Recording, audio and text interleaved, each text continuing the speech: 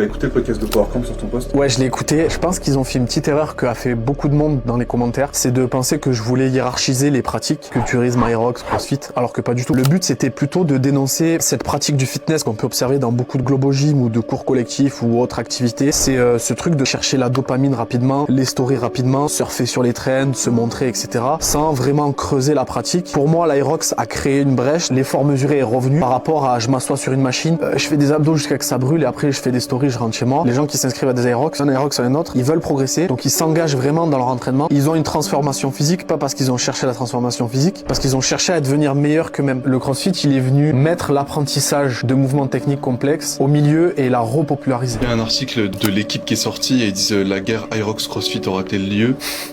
Il n'y a pas d'opposition dans la mesure où l'aerox c'est une course et puis le crossfit c'est une méthodologie d'entraînement. Le crossfit il vient donner une méthodologie d'entraînement et l'aerox lui vend une course. Dans les commentaires, il y a quelqu'un qui t'a mis que t'étais vachement dans les clichés, que les miroirs dans les salles permettent d'avoir du recul sur un mouvement et pas forcément de se regarder, que aucune discipline n'était supérieure à une autre, que le crossfit a permis aux gens de se bouger, tout comme l'aerox, le ping-pong, le running, le paddle, et la hiérarchisation c'était quelque chose qui manquait de recul. Dans les salles de culturisme classique, il y a des miroirs pour le posing, mais quand vous allez dans n'importe quel globo gym aujourd'hui, vous savez très bien qu'ils sont pas là pour ça. Je cherche pas à hiérarchiser entre un crossfitter vaut mieux qu'un culturiste au niveau compétitif, les deux sont très engagés. Mais si on parle de problèmes de société, de développement de l'obésité, développement des maladies sédentaires type diabète, obésité, bien sûr qu'il faut hiérarchiser. Une pratique comme le crossfit ou même l'aerox aura un plus grand impact sur ces choses-là, qui sont des vrais problèmes sociétaux, que du paddle ou du ping-pong ou aller dans un globo gym s'asseoir sur une machine guidée. Donc à un moment donné, la hiérarchisation elle est normale.